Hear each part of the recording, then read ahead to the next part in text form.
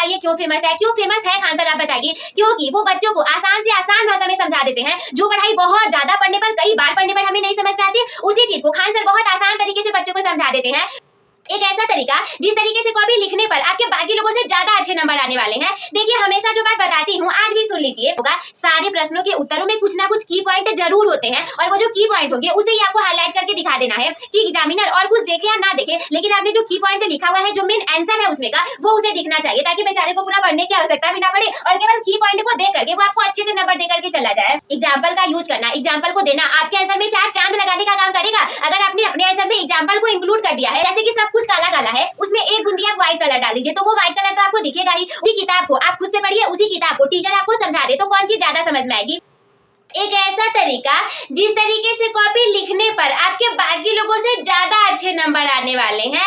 देखिए हमेशा जो बात बताती हूँ आज भी सुन लीजिए, आपकी पूरे साल की मेहनत है। हाँ दीदी ठीक है, एग्जामिनर को थोड़ी पता है कि साल भर आपने पढ़ाई की है या नहीं की है। आपकी पूरी साल भर की मेहनत ना केवल उसी 3 घंटे में चेक की जाएगी।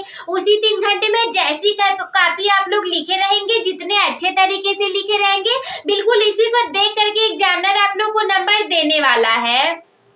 उसे कुछ नहीं पता होगा that you are a girl, you are a boy, you are intelligent, you are not intelligent, he doesn't know about anything। वो क्या करेगा, जैसी आपकी कॉपी होगी, जितने अच्छे से, जितने सुंदरता के साथ आपने उस कॉपी को लिखा होगा, केवल उसी को देख करके वो आपको नंबर देने वाला है। तो कि ना आपने आंसर राइटिंग के हैक को इतना अच्छा कर लिया जाए कि 10-12 नंबर एग्जामिनर हमारे कॉपी को देख करके इम्प्रेस होकर के वैसे ही दे करके चला जाए। देखिए 2 तरीके की कॉपियां होती हैं। सपोज दैट ये कोई आपके सामने पहली कॉपी है and this is the second copy. अब इसमें क्या है, आंसर 1 से लेकर के 5 तक क्वेश्चन है, उनके आंसर को लिखना है। एक बच्चा क्या करेगा, यहाँ पर 1 डाला, यहाँ पर 2 डाला, 3 डाला, 4 डाला, 5 डाला, और इसमें क्या किया, उसने अपना डाल करके ब्लू पेन निकाला, सब कुछ ऐसे ऐसे करके लिखता गया, लिखता गया, लिखता गया। ये तो हो गया, आप कहेंगे बड़ा अच्छा लग रहा है। अब दूसरा तरीका देखिए, एक बच्चा यहाँ पर डालेगा आंसर नंबर 1, ऐसे किया, यहाँ पर उसने कुछ हेडिंग के रूप में ऐसे ऐसे लिखा। अब इस हेडिंग में उसने, फिर इस हेडिंग के अंदर उसने क्या किया, ब्लू कलर से लिखना स्टार्ट किया। अब इस हेडिंग के अंदर वो कुछ लिख देगा, फिर इसमें क्या करेगा, वो कुछ सब पॉइंट्स को बनाएगा, वो कुछ पॉइंट को बनाएगा, और फिर इसमें वो आंसर को ऐसे ऐसे करके लिखेगा। अब बताइए दोनों में से कौन सी कॉपी ज्यादा बेहतर रहेगी? आई एम श्योर कि आप यही वाली कॉपी बोलोगे और नंबर भी ज्यादा इसी को मिलेंगे। या तो आप पहला केवल ऐसे डाल करके ऐसे लिख दो, या फिर पहले में भी आप बहुत तरीके से बुलेटेड लिस्ट क्रिएट करके, हेडिंग डाल करके अच्छे तरीके से लिखो। कॉपी तो भरेगी ही, साथ में नंबर भी आपके ज्यादा मिलेंगे। अगर इसमें आपको मिल रहे हैं 10 में से 6 नंबर, तो इसमें आपको 10 में से 9 नंबर मिलेंगे, केवल लिखने के तरीके को देख करके। तो देखिए आज की वीडियो में मैं आप लोग के लिए वही तरीका लेकर के आई हूँ आंसर राइटिंग के हैक करने के लिए। सबसे पहली बात ये जरूरी है कि क्वेश्चन को ध्यान से पढ़िए, समझिए, और पूरे साल भर आप उसको लिखने की प्रैक्टिस करिए। जिस तरीके से आप लिखे रहेंगे ना, एग्जाम में जाकर के भी आप वैसे ही लिखने वाले हैं। ऐसा मत सोचिए कि साल भर हमने इस तरीके से लिखा हुआ था तो एग्जाम में जाकर के हम बड़ा कुछ अलग सा कर देंगे, कुछ अलग सा नहीं कर पाएंगे। हम तो कहते हैं कि अगर अपने रफ पर भी लिखे ना, तो रफ पर भी सिस्टमैटिक रूप से लिखा करिए, ताकि वही जो सिस्टमैटिक और काले नीले पेन का कॉम्बिनेशन है, वही तो एग्जाम में उतर करके जाएगा ना। देखिए आदत बहुत बड़ी चीज होती है। अगर हमेशा आपकी आदत बिगड़ी हुई है तो क्या भरोसा कि आप वहां पर जाकर के अच्छा कर देंगे? आप वहां पर भी जाकर के पूरा लीप करके चले आएंगे और फिर आपका नंबर भी लिपाया हुआ मिल जाएगा। तो इस तरीके से ना हो। देखिए सबसे पहला बात आता है क्रिएट एन आउटलाइन। जो भी आपका आंसर होगा उसके लिए सबसे पहले आपको क्या करना है, एक चीज होता है हेडिंग, और फिर इस हेडिंग के अंतर्गत आते हैं सब हेडिंग्स। क्या होता है, हेडिंग और सब हेडिंग्स। जैसे कि इसमें लिखा गया है, इस वाली कॉपी में पहले में तो केवल 1 डाल करके लिख दिया गया था, लेकिन दूसरे में देखिए यहाँ पर हेडिंग डाला गया है, इसके बाद सब हेडिंग भी यहाँ पर करके डाला गया है, या फिर कुछ नंबर्ड पॉइंट क्रिएट करके लिखे गए हैं। तो आंसर लिखने का इससे बेहतर तरीका हो ही नहीं सकता। सबसे पहले हेडिंग डालिए। सपोज दैट आपको प्रकाश के परावर्तन के बारे में लिखना है, तो या तो आप केवल ऐसे डाल दे 1 और प्रकाश बारे में पूरा लिख करके चले आए। दूसरा तरीका, हेडिंग डालिए प्रकाश का परावर्तन। अब यहाँ पर हेडिंग डालेंगे प्रकाश का परावर्तन।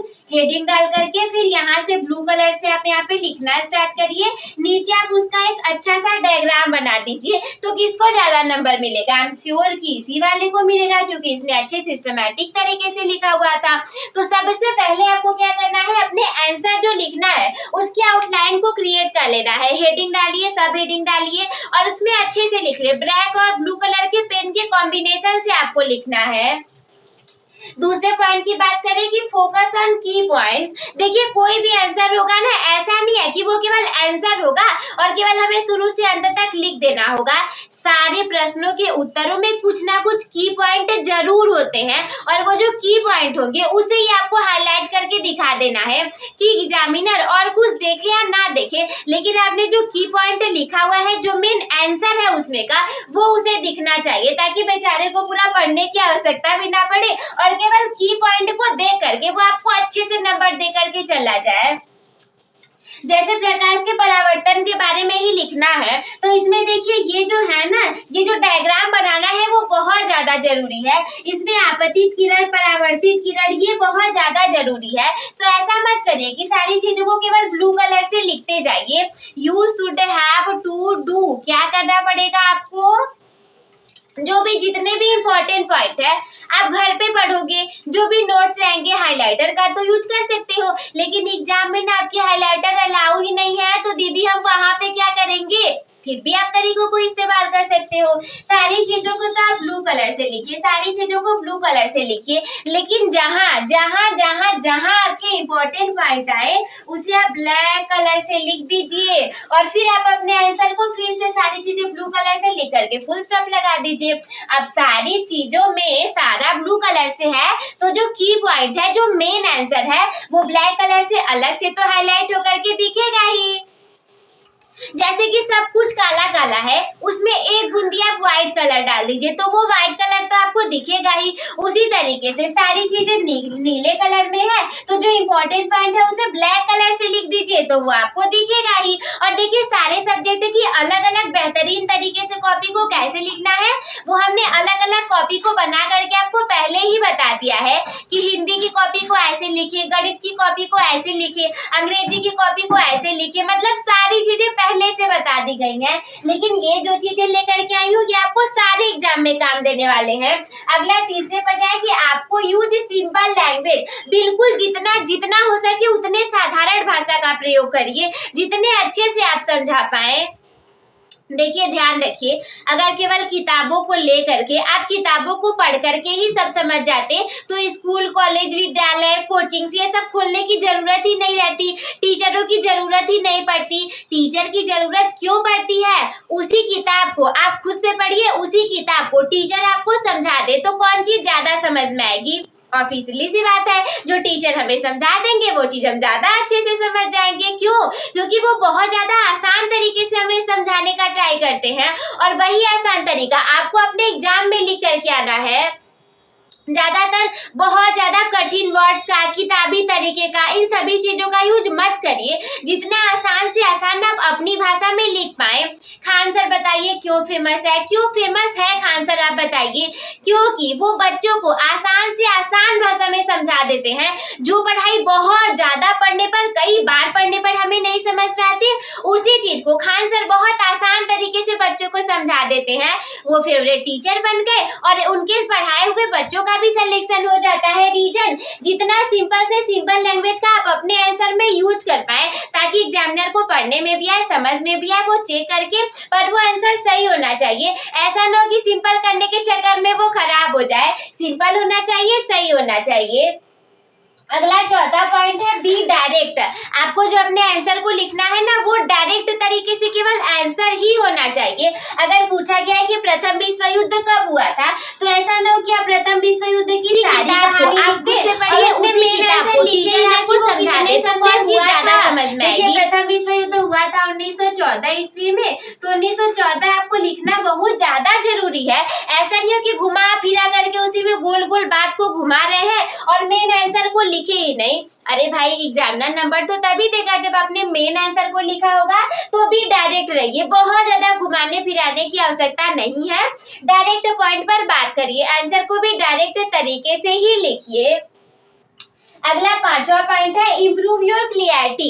देखिए बहुत बच्चे क्या होता है ना, क्लियरिटी को इम्प्रूव नहीं कर पाते। जैसे वो खिचड़ी की तरह रब पे सारी चीजें लिखे हुए होते हैं, वैसे ही वो क्लियर तरीके से नहीं लिखेंगे। चाहे जहां से यहाँ का पॉइंट उधर, इधर का उधर, चाहे जैसे वो लिख दी जाती है। देखिए आंसर लिखने का एक फॉर्मेट होता है, आपको हेडिंग डालना होता है, लिखना होता है, उसके बीच में कुछ पॉइंट्स डालने पड़ जाते हैं। तो आप अपने आंसर को क्लियर तरीके से रखिए कि हाँ वो खोले तो उसे पता चले कि आपने कहाँ से आंसर कहाँ तक लिखा हुआ है। ऐसा न हो कि बेचारे एग्जामिनर को पता ही नहीं चल रहा है कि कहाँ कहाँ लिखा हुआ है, तो वो भी कैसे अच्छे से नंबर दे देगा।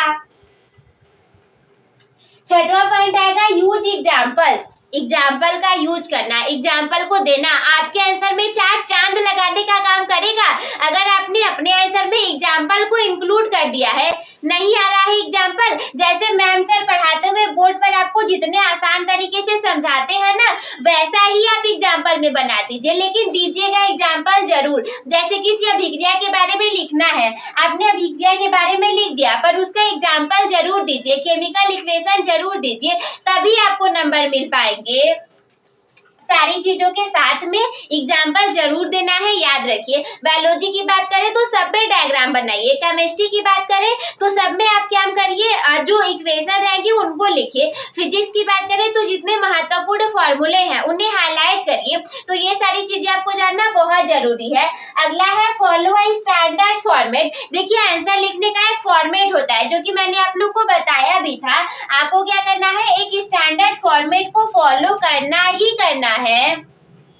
सबसे पहले आपको अपने आंसर में इंट्रोडक्शन को लिखना है, बॉडी लैंग्वेज उसकी तैयार करनी है। तीसरे में कंक्लूजन लिख देंगे किसी चीज के बारे में, जैसे कि अगर हमें कोई प्रश्न है तो सबसे पहले हम लिखेंगे ज्ञात करना है, हम जानते हैं, अंत में निष्कर्ष निकलेगा। सबसे पहले आप हेडिंग डालिए, उसके बारे में जो भी आप जानते हैं लिखिए, फिर मेन चीज क्या लिखनी है उसे लिखिए, फिर निष्कर्ष को लिखिए।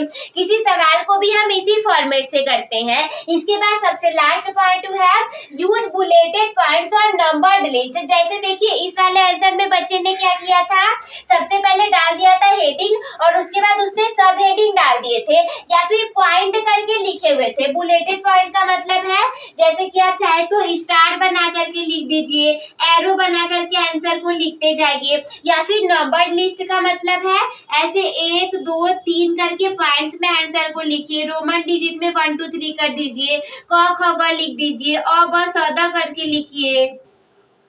यानी कि एक पूरे तरीके से पैराग्राफ में लिखने की बजाय आप अपने आंसर को पॉइंट पॉइंट में तोड़ तोड़ करके लिखिए, ताकि एग्जामिनर क्या करे, 1 2 पॉइंट को पढ़े, उसे पता चले कि भाई इसने बहुत अच्छे से सारी चीजें लिखी हुई है और वो आप लोग को नंबर दे करके चला जाए। तो देखिए आज का इस वीडियो आई होप कि आप लोग के लिए बहुत ज्यादा हेल्पफुल रहा होगा। जितनी भी चीजें आंसर राइटिंग के हैक में आती है वो सारी चीजें मैंने आप लोग को बता दी है। तो बिना आपके समय को बर्बाद किए आज की इस वीडियो को हम यहीं पर एंड करते हैं। हम मिलते हैं आपसे किसी अगले वीडियो में, तब तक के लिए धन्यवाद।